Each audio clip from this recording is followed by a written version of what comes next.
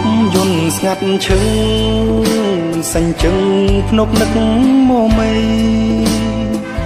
ស្រណុកអាឡ័យដល់ដីស្រុកស្រែចំការនឹកពុកនឹកម៉ែ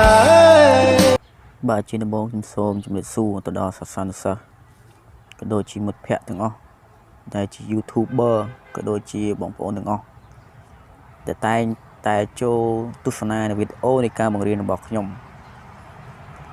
ថ្ងៃនេះខ្ញុំនឹងលើកយកលំហាត់ប្រតិបត្តិនៅក្នុងសៀវភៅពុម្ពគណិតវិទ្យាថ្នាក់ទី9ដែលប្រតិបត្តិថ្ងៃនេះគឺមានចំនួន2ដែលគេឲ្យកន្សោម A និងកន្សោម B កន្សោម A គឺ2កតា x ដក2កតានឹង x ការ៉េដក x បូក3ដកនឹងដក 2x ដក1កតា x ការ៉េកតា x ដក2លើកជាការ៉េជាដំបូងដើម្បីកុំឲ្យមានភាពច្របូកច្របល់នៅក្នុងការគុណជាត្រូវសម្លឹងមើលថាតើទូណាមួយដែលចូលទៅនឹងរូបមន្តទាំង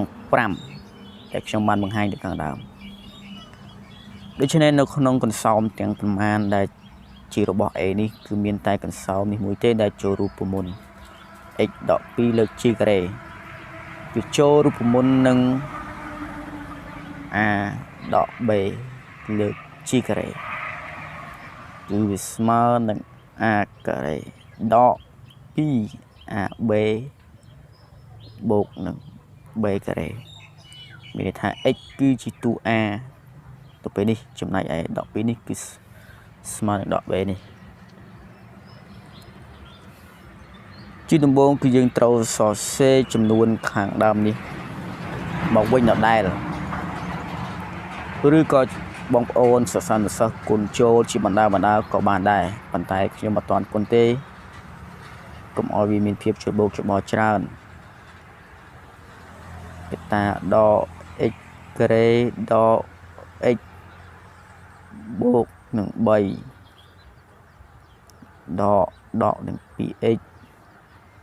ដក1ចំពោះកន្សោមនេះគឺស្មើនឹង a ការ៉េ a ការ៉េគឺ x ការ៉េចំណែកឯដក 2ab គឺដក2មានថា2ត្រគុណនឹង x ស្មើនឹង 2x ហើយត្រគុណនឹង b ថែមទៀតគឺគុណនឹង2គឺស្មើនឹង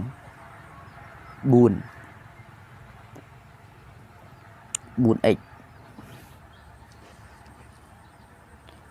បូក b ការ៉េបូក b ការ៉េគឺ2ការ៉េគឺស្មើនឹង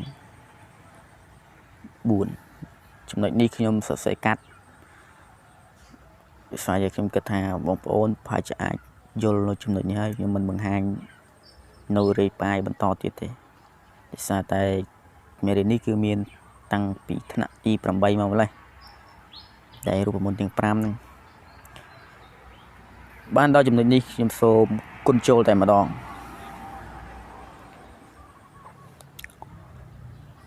2ទី1 2គឺទៅគុណនឹង x គឺស្មើនឹង 2x ហើយ2នឹងដដែលត្រូវគុណចូលនឹងដក2គឺស្មើនឹងឥឡូវខ្ញុំសូមមិនគុណ2ចូលទេទុក2នឹងដដែលនិយាយថា2ខ្ញុំរក្សាវានៅដដែលតែខ្ញុំដាក់គ្នាបចេះមួយដើម្បីកុំឲ្យវាច្របូកច្របល់ឬក៏យើងអាចដាក់វងកញ្ចក់ក៏បានដែរចឹងនិយាយថាយក x គុណនឹងដក x ការ៉េគឺស្មើនឹងដក x គីបចំណែកឯ x ដដែលត្រគុណនឹងដក x គឺស្មើនឹងដក x ការ៉េ x គុណចូលនឹងបូក3គឺស្មើនឹងបូក 3x ដក2គុណចូលនឹងដក x មានថាដកគុណនឹងដកគឺស្មើនឹងបូក2គុណនឹង x ការ៉េគឺស្មើនឹង 2x ការ៉េដក2គុណចូលនឹងដក x ដកគុណដកគឺបូកចំណែកឯ2គុណនឹង x គឺ 2x ដក2 2 គុណចូលនឹងបូក 3 ដកគុណនឹងបូកគឺស្មើនឹងដកចំណែក2គុណ3គឺស្មើនឹង 6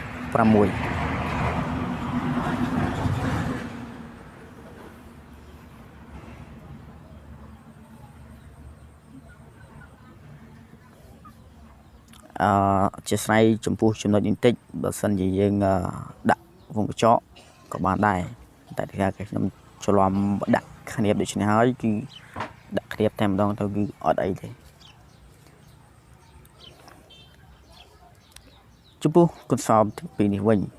ជាមួយដក 2x គុណនឹង x ការ៉េដក 2 នៅតែរក្សានៅដក 2 ដដែល x គុណនឹង x ការ៉េគឺស្មើនឹង x គីប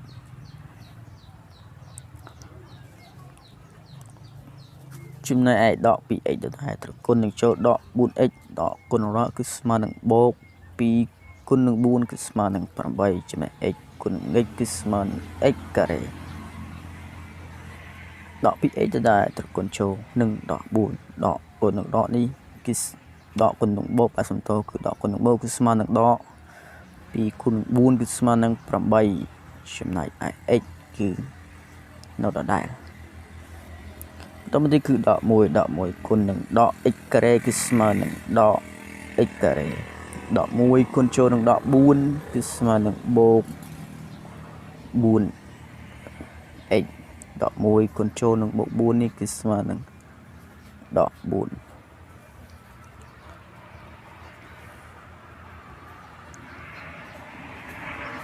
ទី2យើងរក្សានៅដដែល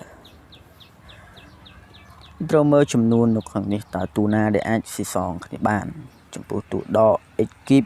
គឺនៅតែរក្សានៅដដែលតែមកគឺមានដក x ការ៉េហើយនឹងបូក 2x ការ៉េដក x ការ៉េនឹងបូក 2x ការ៉េគឺស្មើនឹង x ការ៉េចំណែកឯបូក 3x និងបូក 2x គឺស្មើនឹងបូក 5x បិទវងកញ្ចក់បាទជាស្រ័យគឺផ្លេចមើលដក 6 គឺមានដក 6 មួយទៀតដក 6 បិទវងកញ្ចក់គឺរក្សាសញ្ញាដកដដែលវិញចំពោះកន្សោមនេះ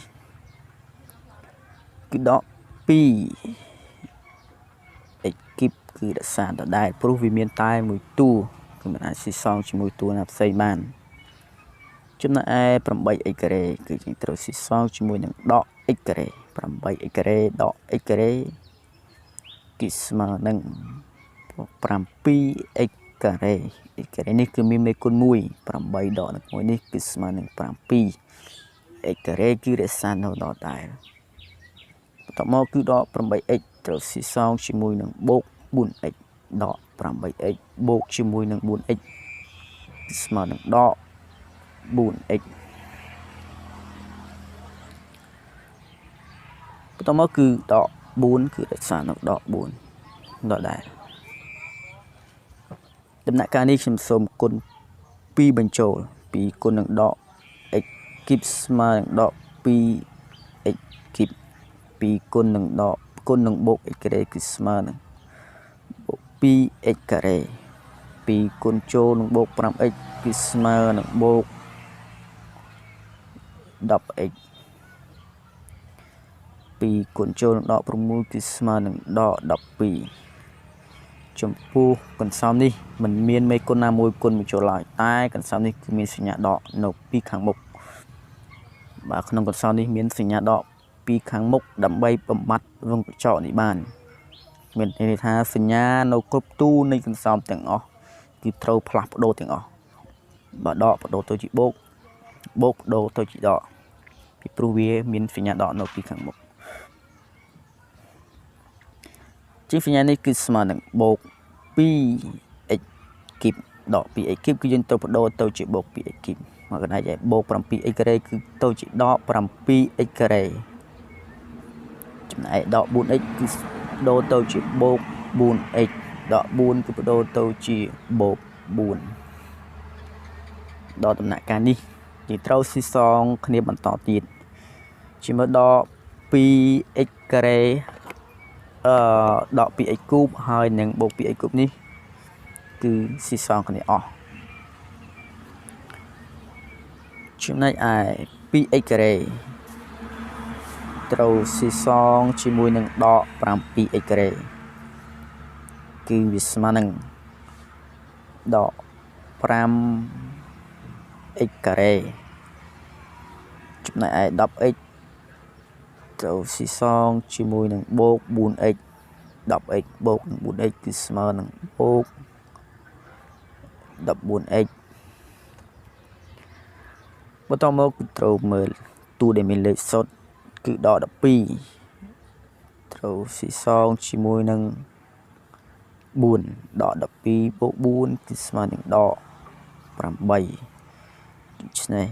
a គឺស្មើនឹងដក 5x ការ៉េបូក 14x ដក 8 គឺជាចម្លើយចុងក្រោយបាទដោយសារតែខ្ញុំបញ្យល់មកវារយៈពេលវែងឆ្ងាយហើយដូច្នេះចំពោះប្រតិបត្តិ B ឬក៏ B នេះខ្ញុំនឹងបន្តនៅវីដេអូក្រោយបាទសូមអរគុណសម្រាប់បងប្អូនដែលចូលរួមមកទស្សនាវីដេអូរបស់ខ្ញុំតាំងពីដើមដល់ចប់ហើយបើសិនជាមានចំណុចណាមួយដែលមិនច្បាស់ដែលមិនយល់បងប្អូនទាំងអស់អាច comment នៅខាងក្រោមវីដេអូរបស់ខ្ញុំ